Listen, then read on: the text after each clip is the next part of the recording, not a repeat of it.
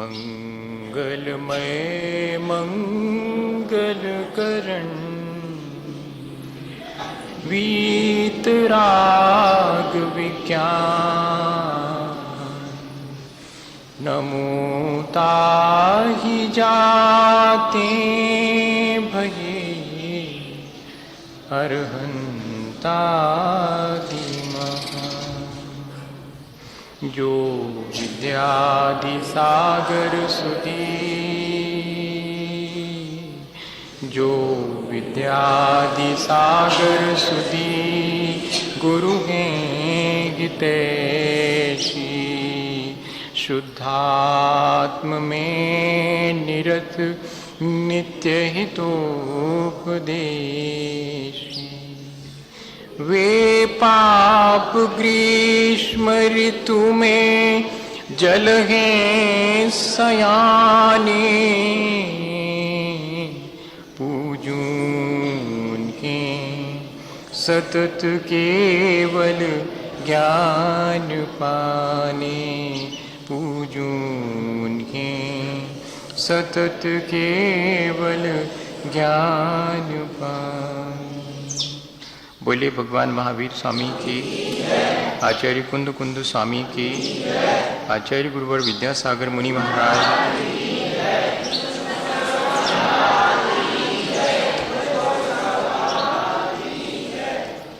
हम सभी लोग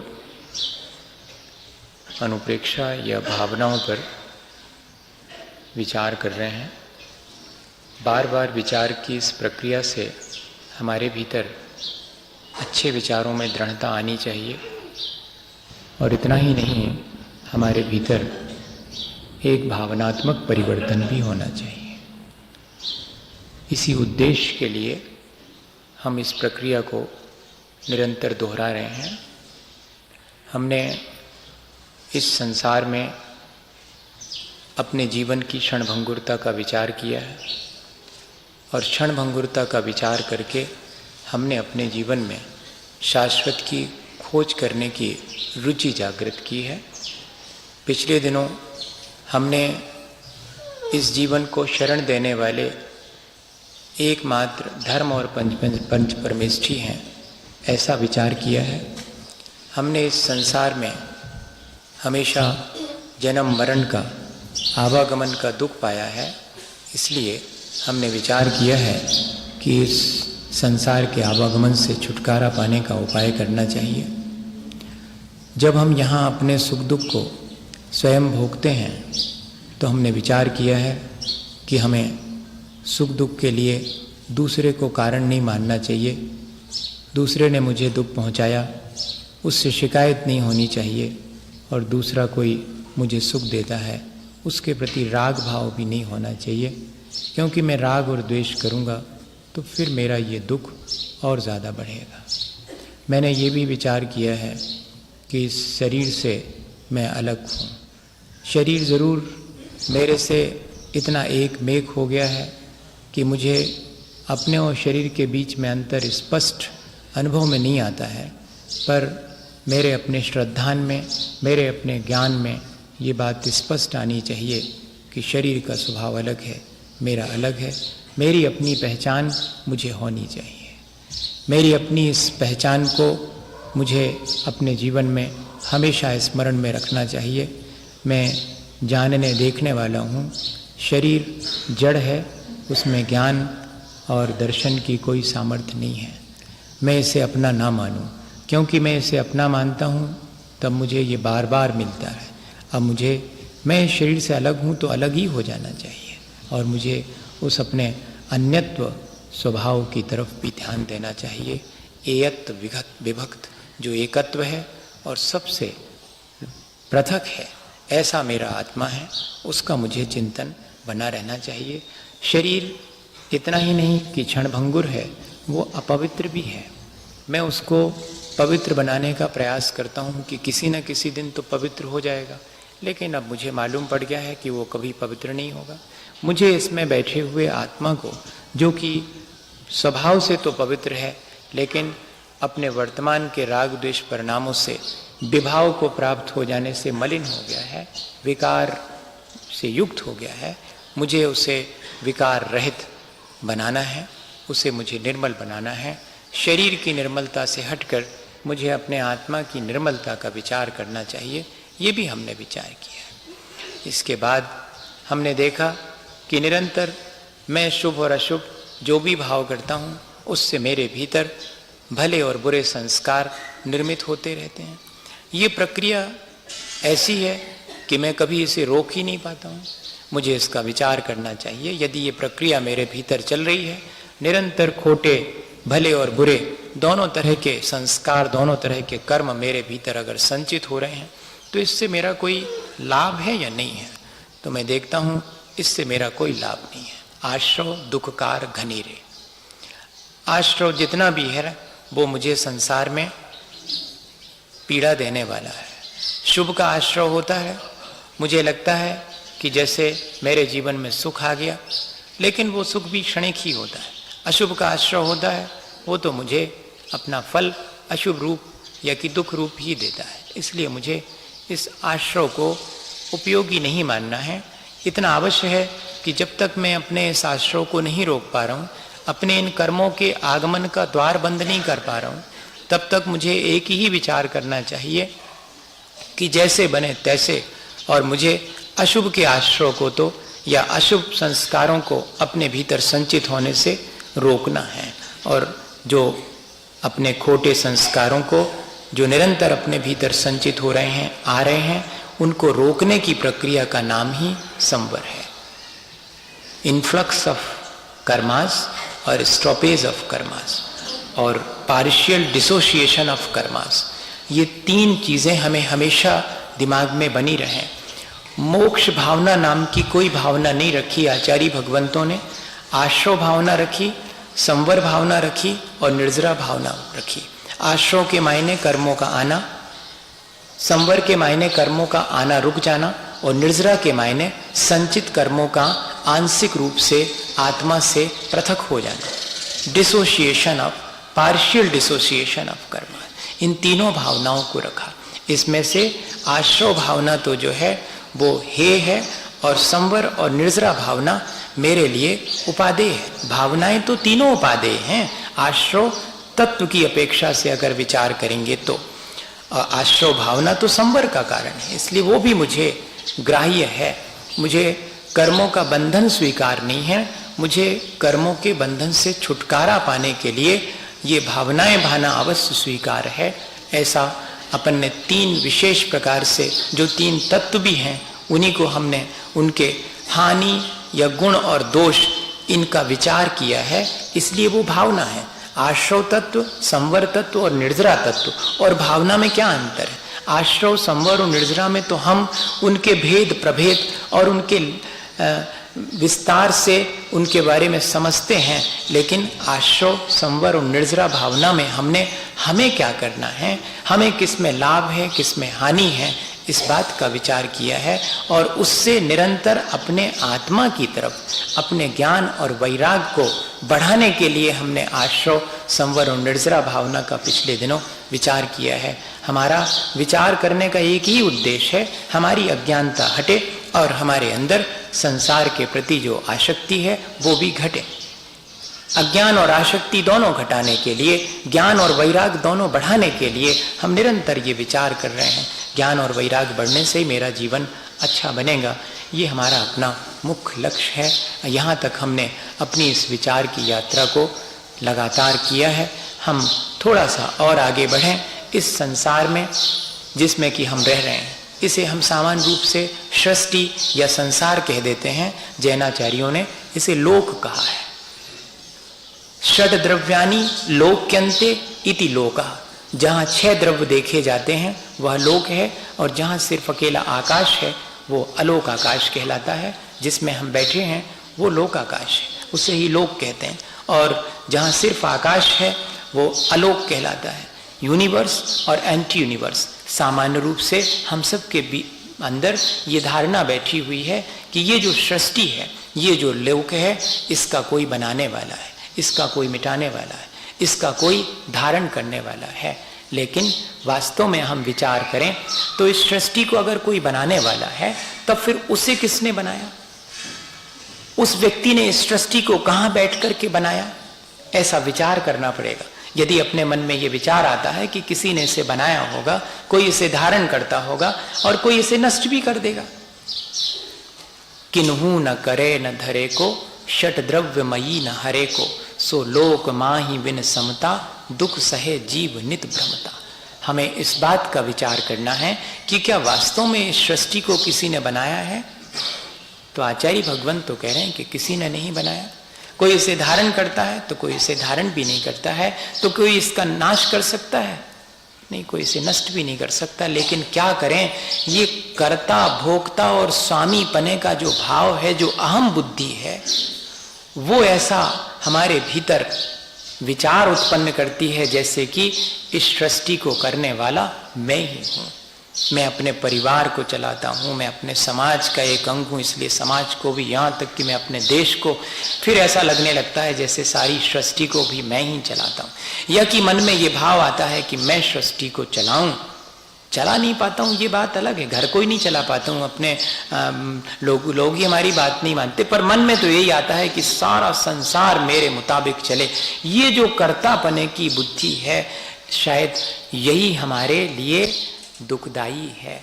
और आचार्य भगवंत कह रहे हैं कि हम इस लोक के भी कर्ता नहीं हैं, कोई इसका कर्ता नहीं है, तब फिर हम कैसे इन छोटी छोटी चीजों के कर्ता बन करके और स्वामी बन करके, भोक्ता बन करके, और ऐसा विचार कर लेते हैं, मिथ्या अपने दुख का स्वयं उपाय करते हैं। लोक का विचार करने से, द्रव्य गुण और पर्याय का विचार करने से, और इतना ही नहीं, इस विशाल लोक के विस्तार का विचार करने से, इसके आकार प्रकार का विचार करने से, इसके भेद प्रभेद का विचार करने से धीरे धीरे करके अज्ञान हटता है, उपयोग में स्थिरता आनी शुरू होती है। अरे अद्भुत है, मैं तो ये सोचता था कि इसे कोई बनाता है, इसे कोई नष्ट करता है, लेकिन ये तो 6 द्रव्यों से मिलकर के बना हुआ है और द्रव्य निरंतर उत्पाद व द्रव्य से युक्त हैं। Changeability with permanence is the nature of substance. हर द्रव्य का स्वभाव है कि वो चेंज हो लेकिन बना रहे। ये जो उत्पाद वय और द्रव्य हर द्रव्य में लगा हुआ है, इसी से तो ये लोक दिखाई पड़ता है, बनता दिखाई पड़ता है, मिटता भी दिखाई पड़ता है और शाश्वत भी है। ये सारी चीज स्पष्ट झलकने लगती है, उपयोग में बड़ी स्थिरता आती है और ज्ञान भी हमारा धीरे धीरे बढ़ने लगता है। ये लोक का स्वरूप हमें इस लोक से विमुख होने का भी ज्ञान देता है और वास्तव में यही आत्मज्ञान इस लोक भावना का मुख्य उद्देश्य है। लोक की संरचना समझ लेना, लोक के भेद प्रभेद और षट द्रव्य से बना है ये समझ लेना इतना ही आवश्यक नहीं है। मुझे ये आत्मज्ञान हो जावे कि इसमें तो समता रखना ही ठीक है। सो लोक माही बिन समता, दुख सहे जीव। सारा कुछ लोक के बारे में जान लेने से इस लोक में मैं भ्रमण क्यों करता हूं यह भी जानने में आ जाता है। कैसे जीव इसमें भ्रमण करते हैं, आत्मज्ञान से शून्य होकर के भ्रमण करते हैं। मैं अगर इस लोक में भ्रमण नहीं करना चाहता हूं तो मैं अपने आत्मज्ञान को पाने की रुचि जागृत करूं। यही लोक भावना का मुख्य उद्देश्य है। कर्तापने को तोड़ना, काम बिगड़ जाने पर दूसरे से शिकायत करने की बुद्धि, इसको दूर करना, ये दुष्प्रवृत्ति है।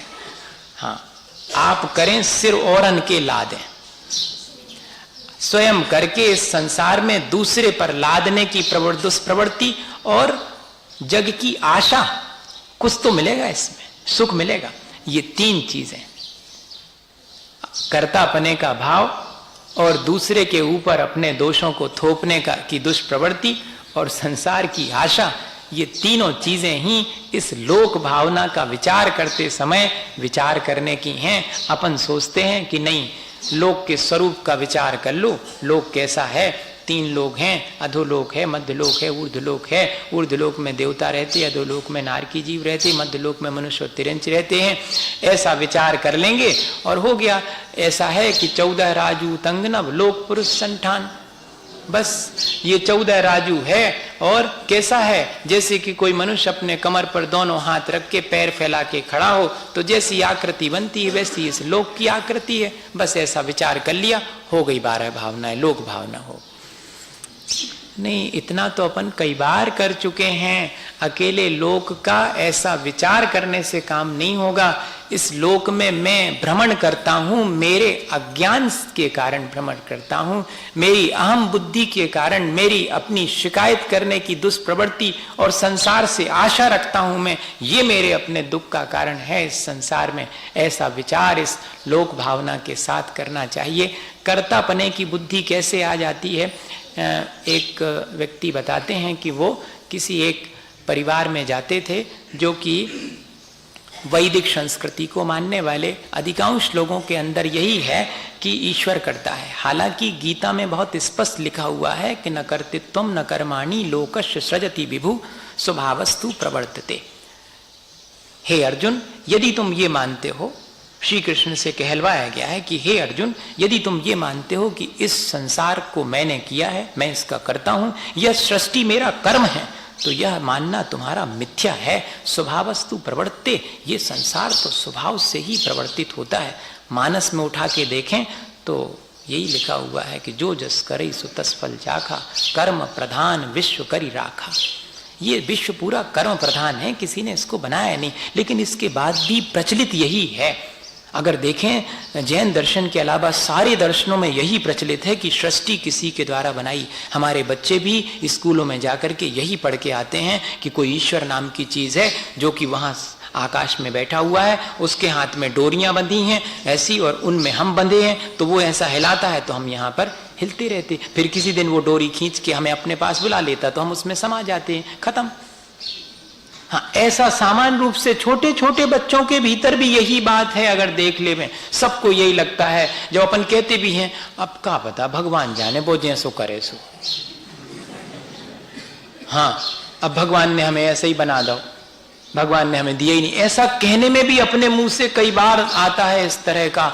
इससे अपन को विचार करना चाहिए बार बार बैठ करके कि ये जो संस्कार अपने अंदर बैठ गया है कर्तापने का, उस कर्तापने के अहंकार को तोड़ने के लिए आवश्यक है कि हम लोक भावना का ठीक ठीक विचार करें।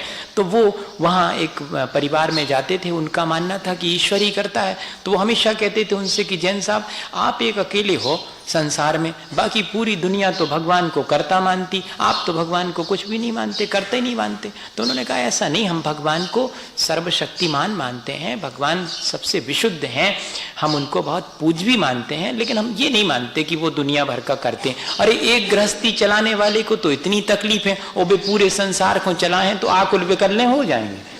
तो कहती नहीं, उनके पास तो अनंत शक्ति है। तो कहती अगर उनके पास अनंत शक्ति है तो ये किसी को सुखी और किसी को दुखी क्यों करते?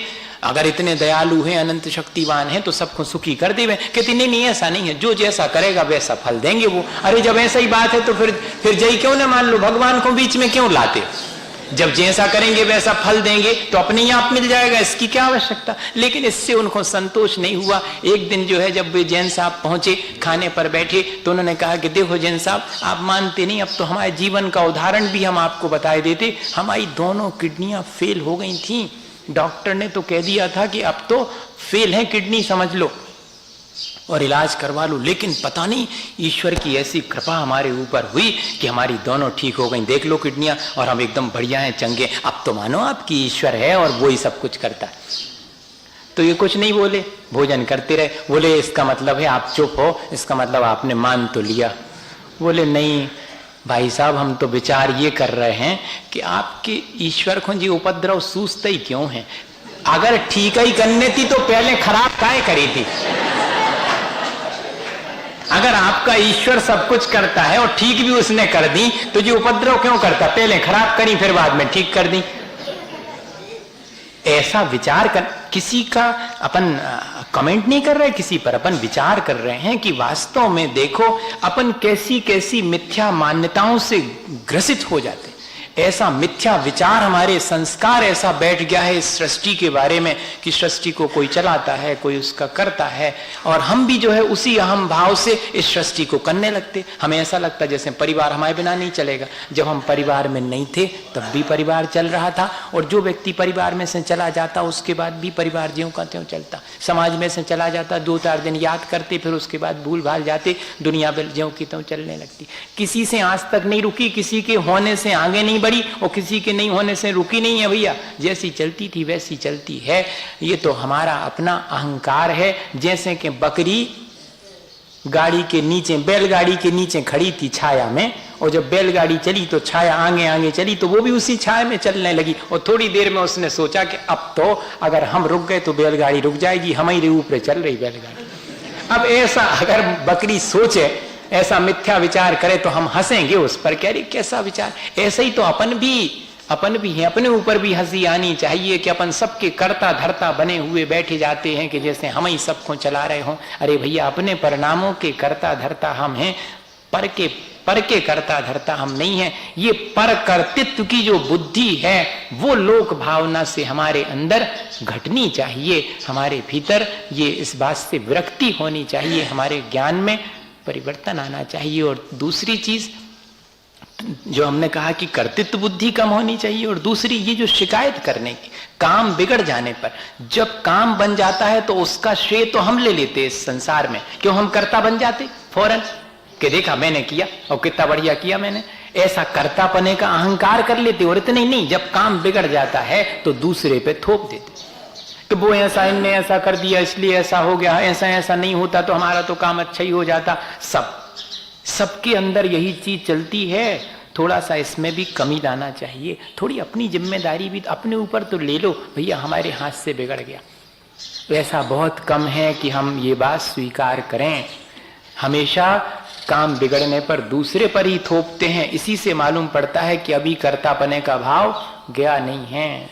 हाँ, इस लोक भावना को भाते समय ऐसा विचार करना। क्या हुआ, 2 लोग सामायिक कर रहे थे। सामायिक में आंख बंद करके पंच परमेष्ठी का स्मरण कर रहे थे। अब एक को धीरे से और नींद लग गई, झपकी आ गई, तो अब दूसरे ने देख लिया आंख खोल करके कि ये जो है सो रहे, और गुरु जी से जा करके शिकायत कर दी कि ये तो सामायिक में सो रहे थे। अब देखना, कई बार ऐसा होता है कि अपन भी वही दोष करते हैं, लेकिन अपना दोष नहीं दिखता, दूसरे का दिखता। गुरुजी ने फौरन कहा इसका मतलब है कि तुम भी सामायिक नहीं कर रहे थे, तुम जा देख रहे थे कि बेसो रहे। देखो, अपना दोष अपन को नहीं दिखा, अपन भी गलती कर रहे, अपन भी अपनी सामायिक नहीं कर रहे, और वो तो अपनी कर ही नहीं रहा, वो तो निद्रा में चला गया है। ये उदाहरण है। जब भी हमें दूसरे का दोष दिखे फौरन अपना भी देख लेना चाहिए। दोष देखने का भी तो एक दोष है, दूसरे के दोष देखना भी एक दोष है। वो नहीं दिखाई पड़ता, दूसरे का दोष तो दिखाई पड़ता है। दूसरे पर शिकायत तो हम कर देते, लेकिन शिकायत अपने आप से होनी चाहिए, किसी दूसरे से नहीं। लोक भावना हमें ये सिखाती है। और तीसरी चीज, हमें आशा नहीं रखनी चाहिए संसार से। संसार आशा करने लायक नहीं है। क्या कोई व्यक्ति जहां से जो चीज नहीं मिल सकती उस चीज की आशा रखता है क्या? और हमने कई बार तो अनुभव करके देख लिया कि यहाँ सुख तो मिलता नहीं है। हम किस सुख की आशा में यहाँ पर भटकते हैं। तब हमें क्या करना चाहिए? लोक के शीश वासा। हम ऐसा उपाय कर लेवें, अहम बुद्धि छोड़ देवें, शिकायत छोड़ देवें, आशा रखना छोड़ देवें। अब तो विचार ऐसा करें कि कैसे इस लोक के अग्रभाग पर जाकर के विराजमान हो जावें, कैसे उस सिद्धपने को प्राप्त कर लेवें। वास्तव में तो लोक के अग्रभाग पर ही हमारा स्थान है। इस लोक में तो भ्रमण करना हमारा स्वभाव नहीं है। हमारा स्वभाव तो उस लोकाग्र पर स्थिर हो जाने के मायने हैं आत्मा। और इसलिए लोक का दर्शन करना यानी आत्मदर्शन, और लोक का अवलोकन करना यानी आत्मावलोकन ही है। अगर गौर से देखा जाए, अपने शुद्धात्म स्वरूप का। क्योंकि इस उदाहरण भी दिया है कि जैसे कोई अपने कमर पे हाथ रख के पैर फैला के खड़ा हो तो लोक बन गया। इसका मतलब है सारा लोक मेरे ही भीतर है और कहीं नहीं है अन्यत्र। यह आत्मा ही लोक रूप है। इसलिए लोक का चिंतन करना भी वास्तव में अपने ही आत्मा के स्वरूप का चिंतन करना भी है। और ये लोक कैसा है? जहां सबको स्थान मिला हुआ है। आकाश सबको स्थान देता है अपने भीतर। एक माही एक राजे, एक माही अनेक नो, एक अनेक की क्या कथा, नमो सिद्ध अनंत नो। अनंत हैं सिद्ध भगवान, लेकिन एक ही जगह में सब समाये हुए हैं। क्या ऐसा स्वभाव हमारा नहीं हो सकता? हो सकता है। सबको अपने भीतर समाने का भाव इतना उदार हृदय हो जावे। यह भी लोक भावना से व्यवहारिक उपदेश लेना चाहिए। आत्मचिंतन करना चाहिए, आत्मा का अवलोकन करना चाहिए। इस सृष्टि में मैं करता नहीं हूं, ना मुझे किसी से इसमें शिकायत करनी, ना इससे मुझे कोई आशा रखनी। ये मैसेज तो है ही, लेकिन लोक भावना ये भी सिखाती है कि जब इस लोक में चहों द्रव्य अपने अपने स्वभाव के अनुसार और सबको यहाँ स्थान देते हैं, तब फिर मेरा भी तो स्वभाव ऐसा ही है। मैं अपने हृदय में सबको स्थान दूं, मेरे अंदर उदारता आ जाए, हृदय की विशालता आ जाए। ये लोक भावना से व्यवहारिक उपदेश भी लेना चाहिए। इस तरफ हमारा ध्यान नहीं जाता है। हृदय की विशालता और उदार वृत्ति ये भी लोक भावना का ही हमारे लिए संदेश है। वर हम अपने जीवन को इस तरह से धीरे धीरे बनाएं। एक छोटा सा उदाहरण जिससे कि मालूम पड़े कि हाँ, वास्तव में हमारे भीतर अगर ऐसी उदार वृत्ति और हृदय की विशालता आ जावे तो हम अपने उस लोकाग्र पर विराजमान होने के लिए जो आत्मज्ञान आवश्यक है उसको प्राप्त कर लेंगे। उदार चित्त वाला ही, क्या कहते हैं, मेरा और तेरा करने वाला तो बहुत क्षुद्र है। वास्तव में तो उदार चरिता नाम तू वसुधैव कुटुंबकम। जिसका हृदय विशाल है उसके लिए तो सब अपने हैं। मेरे तेरे का भाव मिट जाता है। मेरे तेरे का भाव ही संसार है। मेरे तेरे के भाव से ही मैं इस संसार में भ्रमण करता हूँ। मुझे ये आत्मज्ञान हो जाए कि तेरा मेरा यहाँ कुछ भी नहीं है, व्यर्थ है ऐसा विचार करना, और मेरे अंदर ऐसी हृदय की विशालता आ जावे। एक उदाहरण मैं पढ़ता था, बस उसको सुनाऊं। उसके पहले अपन थोड़ा सा ये देख लें कि आचार्य भगवंत, नहीं तो हम भूल जाते हैं, आचार्य भगवंत हमारे लिए क्या उपदेश दे रहे हैं। वास्तव में जो हमने जितना समझा वही हमें आचार्य भगवंतों ने कहा है, या कि हमने कुछ अलग तो नहीं समझ लिया उससे। ये देख लें अपन क्या कह रहे हैं। नाऊन लोग सारम निस्सारम दीह गमन संसारम लोयज्ञ सिहरवासम झाई पत्येन सुबासम। है लोक कायः वितान असार सारा संसार तीव्र गति से गममान न्यारा। यो जान मान मुनि हो शुभ ध्यान धारो लोकाग्र में स्थित शिवालय को निहारो। ये लोक असार है। हमारी कर्तृत्व बुद्धि, हमारी अपनी शिकायत की आदत, हमारी अपनी इससे आशा रखने की सारी भ्रांतियां मिथ्या हैं। लोक तो असार ही है और निरंतर आवागमन इसमें लगा है। जन्म और मरण का तीव्र गति से तीव्र है इस संसार में आवागमन का प्रवाह। और कह रहे हैं इसलिए ऐसा जान करके शुभ ध्यान करो, अपने आत्मा का ध्यान करो, आत्मा में ही लीन हो, आत्मा का ही अवलोकन करो। क्यों? ताकि तुम लोक के अग्रभाग में स्थित जो शिवालय है, जो सिद्धालय है, उसमें पहुंच सको। शायद अपन ने यही बात अपने ढंग से और समझी है कि इस लोक भावना से हमें कितनी बातें सीखनी हैं। और आखिरी बात जो अपन को सीखनी वो यही कि हमारे अंदर हृदय की विशालता आवे, चित्त में उदारता आवे। इसके लिए एक छोटा सा उदाहरण, ताकि बात जल्दी से स्पष्ट हो जाती है। क्या हुआ, एक बार एक बहुत हरा भरा बहुत बढ़िया सघन वृक्ष था। उस वृक्ष के ऊपर बहुत पक्षी रहते थे। जो हरा भरा वृक्ष है उस पर तो बहुत पक्षी रहते हैं। और क्या हुआ कि उस जंगल में एक शिकारी शिकार खेलने आया। उसने एक बार तीर चलाया। वो तीर विष से बुझा हुआ था। तो वो तीर विष से बुझा हुआ था और उसके वृक्ष के पास से हिरण गुजरा, तो वो तीर हिरण को ना लग करके और उस वृक्ष को जा करके लग गया। वृक्ष में चुभ गया। वो शिकारी तो अपना शिकार की खोज में आगे बढ़ गया, लेकिन वो तीर नहीं निकाला उसने उस वृक्ष से। तो उस विष के प्रभाव से धीरे धीरे वो वृक्ष जलने लगा, अर्थात नष्ट होने लगा, सूखने लगा, क्योंकि विषाक्त विष उसके अंदर भी पहुंच गया। तो उस विष की वजह से वो सूखने लगा। जैसे वृक्ष सूखने लगा, फल लगना बंद हो गए, पक्षियों ने अपना अपना स्थान बदलना शुरू कर दिया। इतना ही रिश्ता है संसार में भी, देखा जावे अपन का भी है।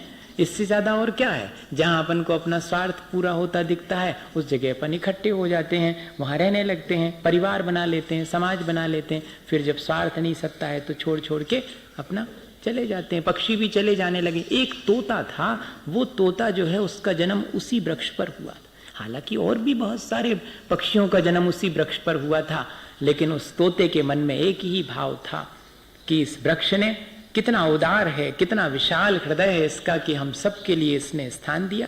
आज इस पर मुश्किल आई है, आज ये सूखने लगा है, तो क्या मैं अपने इस जन्मदाता को, इस जन्म स्थान को छोड़ करके अन्यत्र चला जाऊं? अपन तो ऐसा ही करते हैं। अपन तो अपने थोड़े से सुख सुविधा की खोज के लिए अपने माता पिता को भी छोड़ के चले जाते हैं। हाँ, और जब उनके मरण की खबर मिलती है तो शायद तीसरे दिन और कई बार तो 13वें दिन शामिल हो पाते हैं। इतने दूर चले जाते हैं कई बार, हमने देखा है अपनी आंख से। हाँ, एक व्यक्ति के परिवार में 2 बेटियां 2 बेटे, दोनों बेटियों का बढ़िया बढ़िया जगह ब्याह कर दिया, दोनों बेटे बढ़िया इंजीनियर हो गए और चले गए दूर। और घर है इतना बड़ा कि जिसमें अगर वे दोनों बेटियों के परिवार आ जाएं, दोनों बेटों के आ जाएं और इनका खुद का, वो पूरा रह सकता है, इतना बड़ा घर। लेकिन उसमें बचे 2 ही प्राणी जिनने यात्रा शुरू करी थी, वे बचे आखिरी में।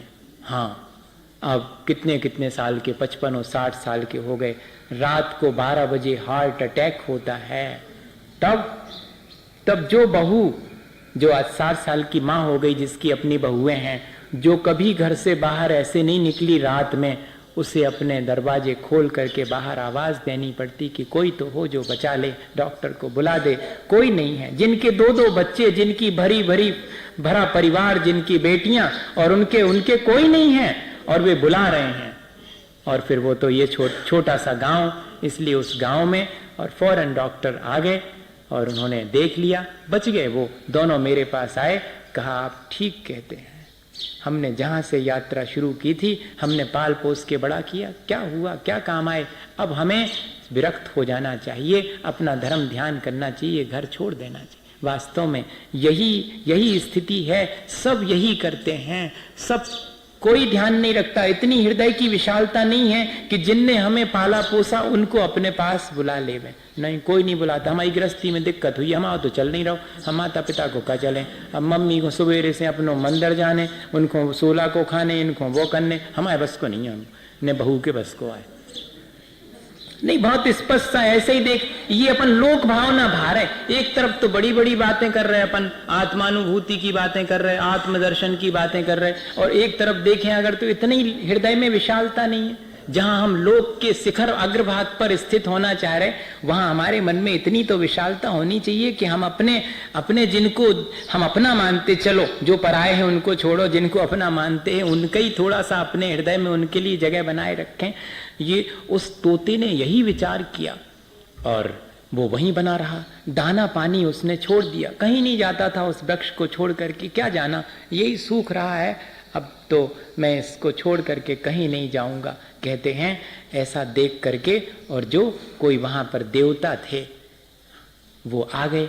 उन्होंने कहा, अरे तोते उड़ जाओ, सब तो उड़ गए, तुम अकेले इस पर बैठे हुए हो, ये तो सूख गया है, कुछ दिन के बाद ये धराशायी हो जाएगा और तुम्हारा इस पर अब रहना ठीक नहीं है। तो उस तोते ने कहा कि मैं इतना कृतज्ञ नहीं हूं, इतना कृतज्ञ नहीं हूं कि मैं अपने इस जन्मदाता को छोड़ करके चला जाऊं। इसने मुझे हमेशा मीठे मीठे फल दिए, हमेशा छाया दी, मुझे सुरक्षा दी, इतना सब कुछ दिया, और मैं इसे छोड़ के चले जाऊं, इसके मरण के साथ ही मेरा भी मरण हो जाए, मुझे स्वीकार है। मैंने भी दाना पानी छोड़ दिया, यह सूख रहा है, मेरा जीवन भी इसी में पूरा हो जाए। कहते हैं कि वो उसकी इस हृदय की विशालता और उदारता को देख करके बड़ा चकित हुआ देव, और उसने कहा बोलो तुम क्या चाहते हो। अब उसने सोचा कि शायद ये कुछ मांग लेगा, अपने लिए कुछ मांग लेगा, लेकिन देखो उसने कहा मेरे लिए मुझे कुछ नहीं चाहिए, अगर देते हो मुझे कोई वरदान तो इस वृक्ष को फिर से हरा भरा कर दो, तो मुझे और कुछ नहीं चाहिए। भैया इतनी हृदय की विशालता अपने भीतर है क्या? बस इतना विचार करना। नहीं है कोई बात नहीं, आना चाहिए कि नहीं?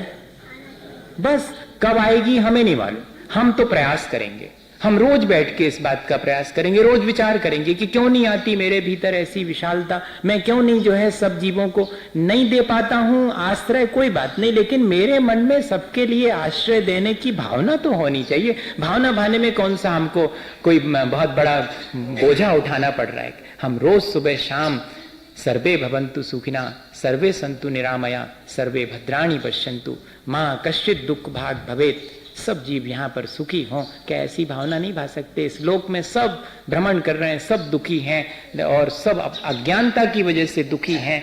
सबको ज्ञान प्राप्त हो, सबको सुख प्राप्त हो। अगर वास्तव में हम ऐसी लोक के कल्याण की भावना भावें तो लोक भावना में यह भी निहित है। हम सब इसी तरह अपने जीवन में भावना भाकर जीवन का कल्याण करें। बोलिए आचार्य गुरुवर विद्यासागर।